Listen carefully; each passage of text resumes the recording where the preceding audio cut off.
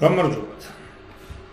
2017-2018 წლებში ქართულ პრესასა და ტელევიზიაში იყო სკანდალი ბავშვების სისხლში ტყუის შემცველობასთან დაკავშირებით. პირველი არხის საკმაოდ ობიექტური გადაცემაც იყო ამ საკითხზე. ლინკი ვიდეოს აღწერაშია. შემდეგ სენსაცია შენელდა და ჩვენმა ჟურნალისტებმა ინტერესი დაკარგეს, თორემ რეალურად საკითხი ისევ აქტუალური გახლავთ. 2018 წელს მრავალინდიკატორული კლასტერული კვლევის ფარგლებში საქართველოში 2-დან 7 წლამდე 1578 ბავშვის სისხლის ანალიზმა აჩვენა შემდეგი შედეგები. 41% ჰქონდა ტყუის შემცველობა 5 მიკროგრამ დეცილიტრზე მეტი.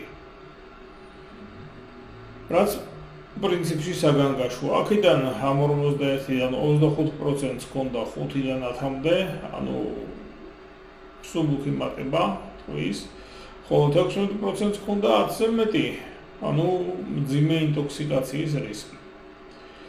ეხლა მიზეზები, რომლითაც აიხსნება ტყუის კონცენტრაციის მატება, რამდენიმეა, თუმცა მთავარ მიზეზად დასახელდა სამნელებლები. 2017 წელს ნიუ-იორკის ჯანდაცვის დეპარტამენტმა აღმოაჩინა, რომ ქართული სამნელებლები, კერძოდ უცხოსუნელი შეიცავდა ტყვიას 27,000 ppm-მდე. ppm ნიშნავს part per million. დასაშვები ნორმა სასმელ წყალში არის 0.05 ppm. ამის მიზეზად დასახელდა წარმოების დაბალი დონე ან ნიადაგის დაბინძურება. ახლა რახან ნიუ-იორკის სულ ცოტა ორმა ქართულმა ლაბორატორიამ დაადგინა იგივე, მაგრამ ამათ არავინ ყურადღება არ მიაქცია, რადგან ტყუის ანალიზზე საკვებ პროდუქტებში ლიცენზია არ ჰქონდათ. სიყვარული გითხრათ, ახლა ეს ცალკე მარაზმია, ხალხს ხელსაწყოა ანალიზის კეთებაც იციან, მაგრამ ლიცენზია არ აუგიათ, იმიტომ რომ ლიცენზია ცალკე ფული ღირს და შეკვეთები კი პროდუქტებში ტყუის ანალიზზე არ არის. თან ეს ლიცენზია ერთჯერადი არ არის, პერიოდულად უნდა განაახლო, პერიოდულად უნდა ფული გადაიხადო. ასე რომ ოფიციალურად მათი ანალიზის შედეგები ვითომც არ ყოფილა. ახლა რამდენად ვიცი, უკვე ზოგიერთ ლაბორატორიას აქვს ტყუის ანალიზის ლიცენზია. არადა ეს ანალიზი გაკეთდა ცნობილ დიდ სუპერმარკეტებში, კარგად ეტიკეტირებულ და დაბეჭდილ სუნელებში. ახლა რა მინდა ვთქვა, რაც არც იმ რეპორტაჟში არ თქმულა და არც გაჟღერებულა. 27,000 ppm ტყუის შემცველობა, როგორც ნიუ-იორკის ჯანდაცვის დეპარტამენტმა დაადგინა, იმდენად მაღალი რიცხვია, რომ წარმოების შეცდომებითა და ნიადაგის დაბინძურებით ვერ აიხსნება. მთელი ყაზრეთის, ასე ვთქვათ, ნარჩენები უნდა დაყაროს სადღაც და იმ ნარჩენებზე უნდა მოიყვანო, თქვათ, ზაფხანა და მაინც არ მოხერხდება მაგხელა შემცველობის. ეხლა საქმე იმაშია, რომ სუნელების დამამზადებლები სუნელისათვის მკვეთრი ყვითელი ფერის მისაცემად იყენებდნენ უпроსორად ტყუის ქრომატს. ალბათ ეხლაც იყენებენ. საფუძვლიანი ეჭვი მაქვს, რომელსაც გარკვეული რაოდენობით სპეციალურად ურევდნენ სუნელში. და ეხლა არაკეთილსინდისიერი დამამზადებლის მიერ შეგნებული შერევა თუ წარმოების დაბალი დონეა იყოს და ერქვას ესე რა ვქნათ. მაშასე ვიწყებ ახლა ყვითელი სუნელის ზაფრანის შემოწმებას. მასზე პატარა ექსპერიმენტს ჩავატარებთ. ეს არის ზაფრანა, რომელიც ნაყიდია გლდანის ბაზარში. ეს არის ფოთლოვანი დაუფქველი ზაფრანის ფოთლები. გახლავთ, ყვითელი ყვავილი იგივე, რომელიც არ არის დაფქვილი. აი ამ ყავის საფქვავში მოთავსებულია ზუსტად ამისი ნაწილი, რომელიც მე თვითონ დავფქვი ჩემით სახლში. შემდეგ აი ეს უკვე დაფქული ზაფრანა არის. შეხედეთ, კულოქშია გახოლი ქაღალდში. აი ეს არის ნაყიდი ზუსტად იგივე გამყიდველისაგან გლდანის ბაზარში, სადღაც გლდანის ბაზრის შუაში გახლავთ. ეს ისევ გლდანის ბაზარში ნაყიდი ზაფრანა ოღონდ შესასვლელში. სანამ შეხვალთ, აი იქ იყო ამ ზაფრანის გამყიდველი, ჰქონდა მხოლოდ დაფქული სუნელები და ეს ნაყიდი არის ბოლოში ხედეთ, სუპერმარკეტშია ნაყიდი. მე არ გიჩვენებთ რომელი ფირმის არის. შეიძლება ძალიან კარგია. თუ ღმერთ მოხნას ეს სხვათა შორის ჩემთვისაც უცნობი არა შედეგი იქნება, აქ ერთხელ უკვე გავაკეთე და ვიცი. ამიტომ თუ აქ კარგი შედეგი დადგა აი ამ პაკეტიდან, ასე შემთხვევაში, რა თქმა უნდა, გეტყვით კიდეც ისე არავის რეკლამას ან ანტირეკლამას არ ვაპირებ, არანაირი სურვილი არ მაქვს. უბრალოდ მინდა რომ ტყვით არ მოგწამლონ ჩორტვაზე. მე ახლა სუდან ერთი იცით რა არის, როდესღაც ნებადართული იყო კიდეც 2005 წლამდე. შენ ხარ ჩემი ბატონი. ხუდა ტყვია რა, ტყვია უნდა იყოს საკვებში ნული. არ არსებობს მისი ან სასარგებლო, ან დასაშვები კონცენტრაცია. ყველანაირი ტყვია არის დაუშვებელი. ეს ის შემთხვევა არ არის, როცა წამალსა და საწამლოს შორის არის განსხვავება დოზა. ტყვია ნებისმიერი დოზით არის საწამლავი. ეხლა რას გავაკეთებ? აი, ჭიქები თითოეულზე თითო ჭიქა მაქვს გამოყოფილი, ერთჯერადი ჭიქები. ამ ჭიქებში მე ჩავასხამ წყალს და გავხსნი. ეხლა რა თქმა უნდა, აქ რასაც გავაკეთებ, ამით არ დგინდება რომ აქ ტყვია, მაგრამ განსხვავებას დაინახავთ, აი ამ დაფქულ, ანუ ნამდვილად დაფქულ ყოველგვარი დანამატის გარეშე სუნელსა და დაფქულ ნაყიდ სუნელს შორის. ეხლა ცოტა ხანში ჩავასხამ წყალს. ახლა დააკვირდით, აი ამ ჭიქებში ყველაში აცხია წყალი დაახლოებით ერთ დონეზე და ეხლა მე მათში ჩავყარი სუნელებს. დავიწყოთ დაუფქვავი ყვითელი ყვავილით. ყველასათვის ცალ-ცალკე ყოფს ვიხმარ ყველა ამ ფხვნილისათვის, რომ რაიმე შერევაზე არ იყოს საუბარი. აი, ჩავყაროთ ეხლა. ცალი ხელით ვმუშაობ და ცოტა არ იყოს ძნელია ეს პროცესი. აბატონო. აი, ეხლა მე ამას ვუყურებ. ეს არის ყვითელი ყვავილის პურცლები.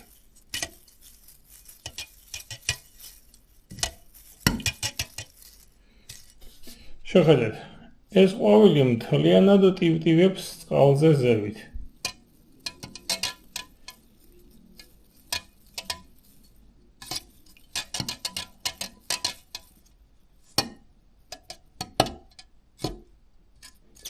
საერთოდ არ იზირება. ხედავთ? ძირზე ქვევით არაფერი არ მიდის. და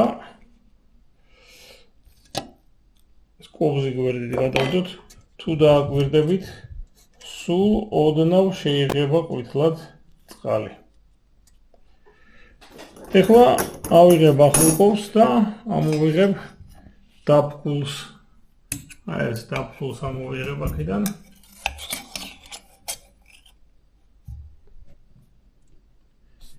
ესეც ზევით ტივტივებს, ქვევითკენ არ მიდის.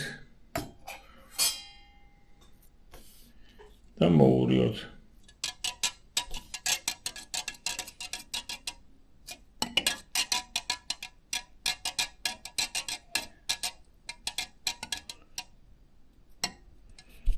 აი სულ ოდნავ არის განსხვავება ფერში, აი დაფქული ოდნავ უფრო მუქია, მაგრამ შეხედეთ, არავითარი ძირს ჩაძირვა, აი ამ ყვავილის ფურცლების, ხედავთ? აი შიგნით ტრიალებს ნაწილაკები, მაგრამ აი ეს არის თავად ზაფრანის ფოთოლი, აი ეს დაფქული ოდნავ მეტად არის შეღებილი და აი ეს არის ჯერჯერობით სუფთა წყალი. ეხლა მე ამაში ჩავყრი მესამე ნიმუშს, რომელიც არის იგივე ქალბატონისაგან ნაყიდი ზაფრანა, ოღონდ დაფქული. ეხლა მეს უნდა გავხსნა ცოტა ძნელი იქნება ცალი ხელით.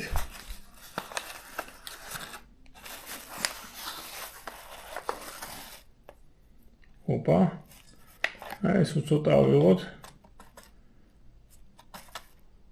და ჩავყაროთ აქ.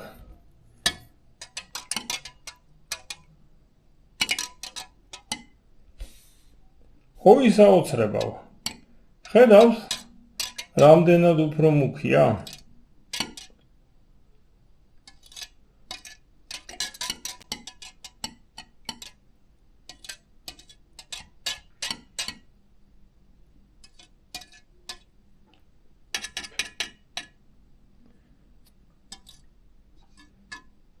და ამ ფხვნილის ნაწილი ზოგი ზევით არის და არ ვიცი ახლა რამდენად კარგად ჩანს, მაგრამ ქვევითაც არის დალექილი ცოტა. შეხედეთ? აი აქ ქვევით არაფერი არ დალექილა პრაქტიკულად. აი აქ ნალექი არის. ეხლა ავიღებ ზაფრანას, რომელიც ვიყიდე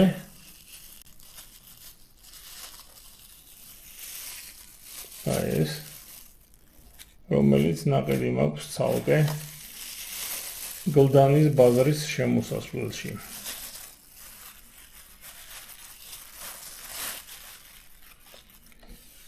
ახალი კობზი ავიღოთ.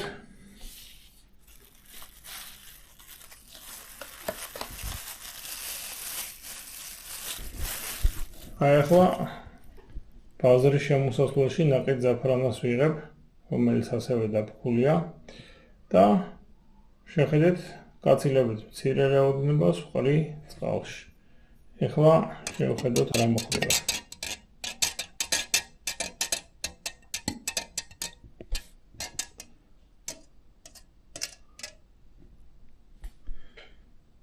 ხედავთ, ფერს რა დაემართა.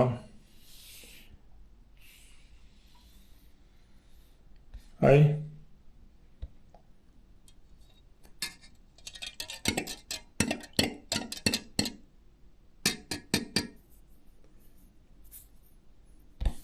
აი ასე რომ უნდა იღებებოდეს.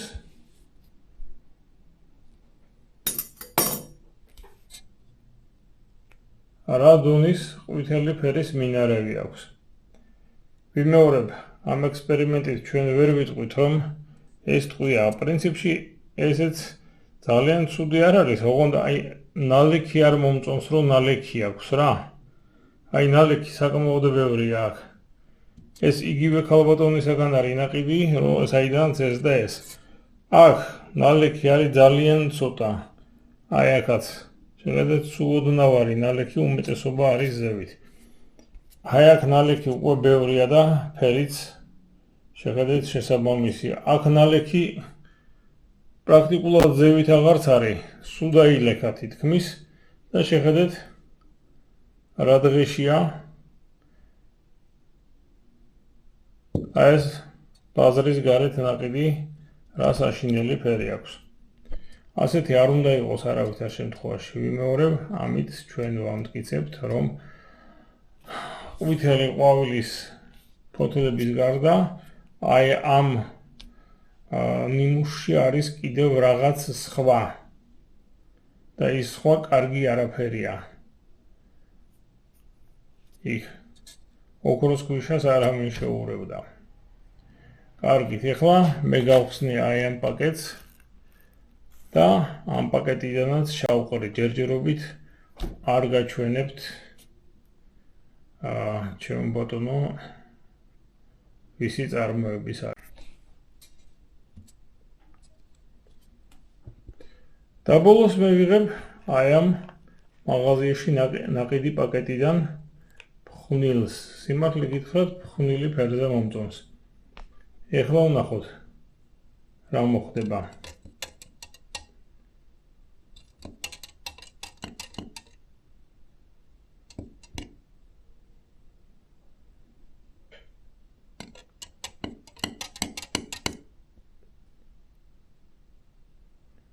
და შეიძლება ითქვას, რომ ბინგო. შეხედეთ? აი ამასა და ამას შორის, ჩემ დაფქულსა და ამას შორის პრაქტიკულად სხვაობა შეიძლება ითქვას, რომ ძალიან მცირეა.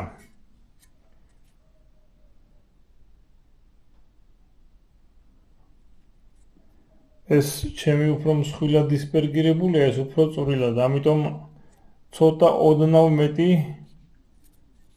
ოდნავ უკეთესი ფერი მისცა. ქვევით ნალექი არ არის. განსხვავებით ამ ორისაგან შეხედეთ, აი აქ როგორი ნალექია, არ უნდა იყოს. აი აქ ნალექია და აი ნატურალურ ზაფრანაში, ზაფრანის ფოთოლმა პრაქტიკულად ნალექი არ მომცა. ასევე მისმა სხვილად დისპერგირებულმა ნალექმა. ეხლა ეს რომ დაფქულია, ამიტომ ოდნავ უფრო კარგად შეიღება წყალი. ეს კიდევ უფრო წვრილად არის დაფქული და ამიტომ შეიღება, მაგრამ შეხედეთ, ნალექი პრაქტიკულად არ არის. ასე რომ დიდი ალბათობით შემიძლია გაჩვენოთ და შესაბამისად რეკლამაც გავუკეთოთ დამსახურებული. ეს კარგი ხარისხის არის. ყოველ შემთხვევაში ეს პარტია, რომელიც დღეს ვიყიდე. იმედია წარმოებელი ამას არ გააფუჭებს. თუმცა ასეთი რამ ყველა მწარმოებელთან არ ყოფილა. აი ამათ მოდი უთხრათ მადლობა.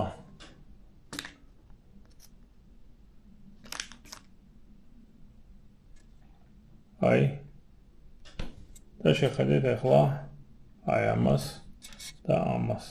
ორივეგან ნალექი და ორივეგან მკვეთრი ფერი. ასე რომ საბედნიეროდ ყველაფერში არ იტყუება, თუმცა აი ხო ნახეთ, ერთი და იგივე ქალისგან ნაყიდი, აი ეს პირველი სამი აბსოლუტურად განსხვავდება ერთმანეთსაგან. ეს არის დაუფქვავი ფოთოლი, ეს ჩემს მიერ დაფქული ფოთოლი და ეს კი მისი გამოცემული დაფქული ზაფრანა. რამოდენად ნალექი გააჩნია, ესე იგი ეს იმას ნიშნავს, რომ აქ რაღაც სხვა მინარევიც არის ზაფრანის ფოთლის, პროსტორად ზაფრანის ყვავილის ფოთლის გარდა. ეხლა ექსპერიმენტი, რომელიც აქ ჩავატარეთ, ნამდვილად არ არის ზუსტი. სამეცნიერო ექსპერიმენტის დონის ნამდვილად არ გახლავთ.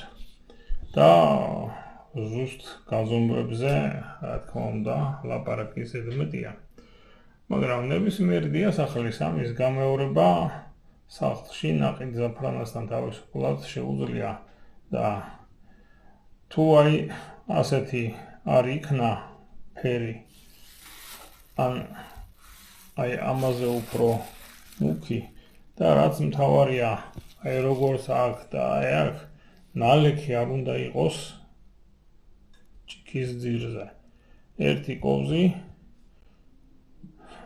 სრულიად საკმარისია ამის გამოსავლენად. ეხლა რა არის?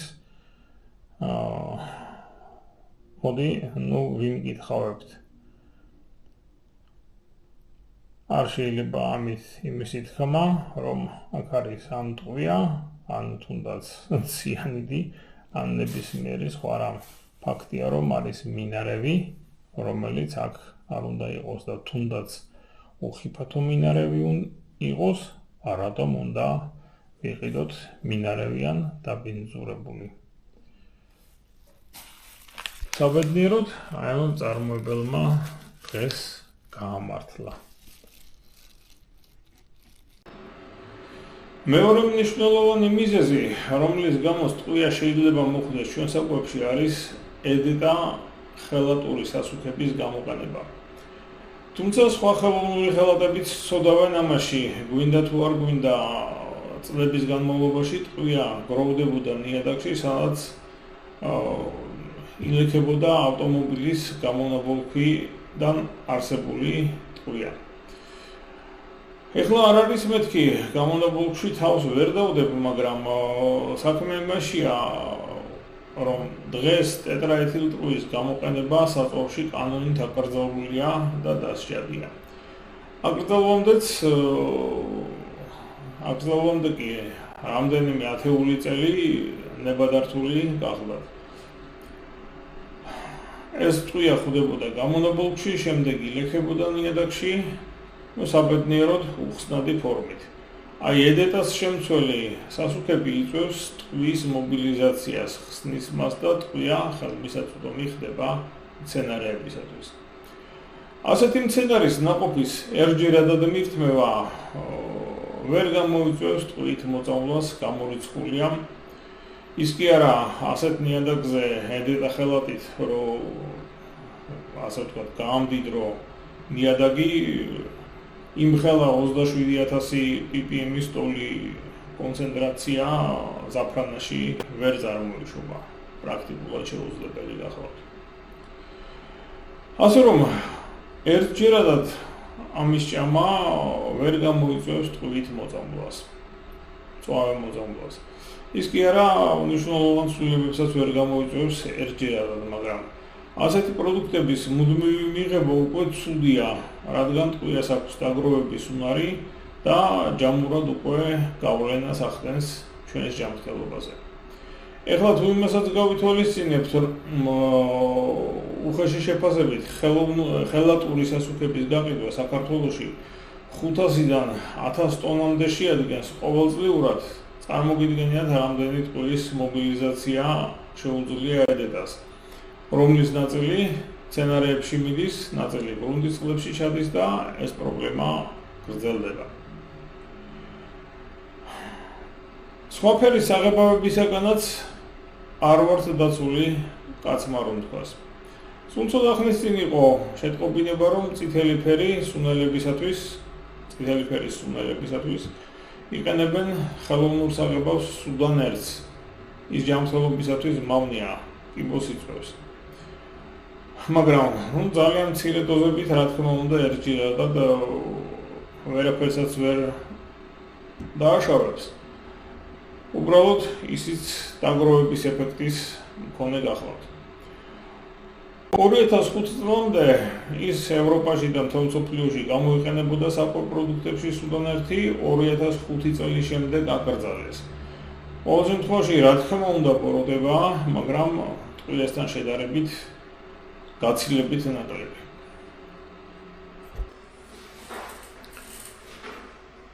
ყვითელ ყვავილს რო თავი დავანებოთ, სხვა ფერის სუნელებისა და საკმაზებისაგანაც არა ვართ დაცული. სულ ხალხანსაც იყო შეტყობინება, რომ წითელი ფერის სუნელებისათვის კიდევ ერთხელ გამოიყენეს სუდანი. წითელი ფერის საღებავი. ასევე აი ბოლო 2 წელია ყურადღებას იქცევს აი ხასხასა მწვანე თხემალი, რომელიც პრაქტიკულად არსად მინახავს ოჯახში დიასახლისის ან ცნობილი მწარმოებლების მაგალითად იგივე მარნეულის პროდუქციას არასოდეს არ აქვს ისეთი ღია მწვანე მკვეთრი ფერი. ასევე თუ დაკვირვები ხართ ბაზარში ჩურჩხელებს, აი რომ გეუბნებიან, რომ კივის არის, კივით ისეთ ღია მწვანე ფერს ვერ მიიღებთ, ეს გამორიცხულია. ხლა თავს ვერ დავდებ, რომ იქ რაღაცა მაინც ტყუის მზდონის საწამლავია, მაგრამ რაღაც საღებავი იქ აუცილებლად არის. და თან რაც მთავარია, მხოლოდ ერთი გამყიდველი გამოვტეხე, რომ იქ საღებავია კივის გარდა. კივის გემო, რა თქმა უნდა, დაგრავს. ასე რომ ყველაზე საუკეთესო საშუალებაა თუ იყიდით ერთ ჩვეულებრივ ყავის საფრთხოს და ყოველთვის სუნელს და სანელებელს თვითონ დაფრთხოთ სახლში.